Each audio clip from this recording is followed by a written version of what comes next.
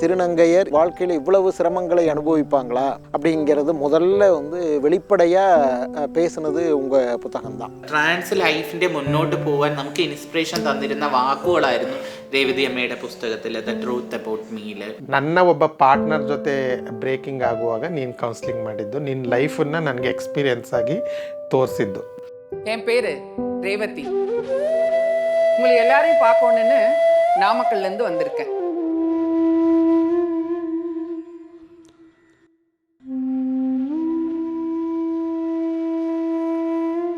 எல்லாம் உன்னை வேடிக்கை பார்த்தாங்கல்ல, முன்னாடி விட்டு சூப்பராக இருக்கவும் தானே பார்த்தாங்க. யாரோ சினிமா நடிகை ஊருக்கு வந்துட்டாங்க அப்படின்னு. പാട്രിയാർക്കൽ സിസ്റ്റത്തിനെ തകർത്തത് നിങ്ങളുടെ പേരാണ്.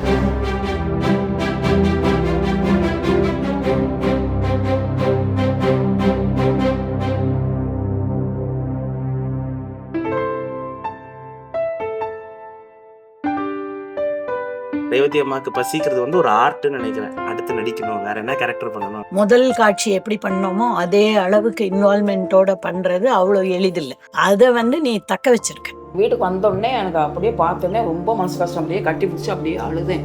ஏப்பா இப்படி போயிட்ட அப்படின்னு சொல்லி ரொம்ப மனசில் வேதனைப்பட்டேன். அச்சும் இல்லை, மகுடியும் இல்லை, அந்த ராதாவும் இல்லை, எல்லாருமே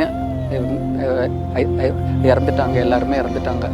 ಅವಳನ್ನು ಕಡೆಗೆ ರೋಡಲ್ಲಿ ಎಲ್ಲರೂ ಕುಯ್ದು ಹಾಕಿದ್ರು. ಒಂಥರ ಅವಳು ಸತ್ತು ಹೋಗಿದ್ರು. பழசை நம்ம மறக்க முடியுமா நம்ம இருந்ததை? அந்த சிஸ்டம் விட்டு வெளியே வந்து நான் ஒரு ஆக்டிவிஸ்ட், எனக்கு போராடணும், நான் தனியாக இருக்கிறேன்னு சொல்லிட்டு போராடுறது ரொம்ப ஈஸி இல்லை. அந்த கனல் வழியில் இவங்க வந்துட்டு இருக்காங்க. ಬರೀ ನಾವು ನಮ್ಮ ಸಮುದಾಯ ಅಲ್ದಿರನೇ ನೀವು ತುಂಬ ಕೆಲಸ ಮಾಡಿದ್ದೀರಾ.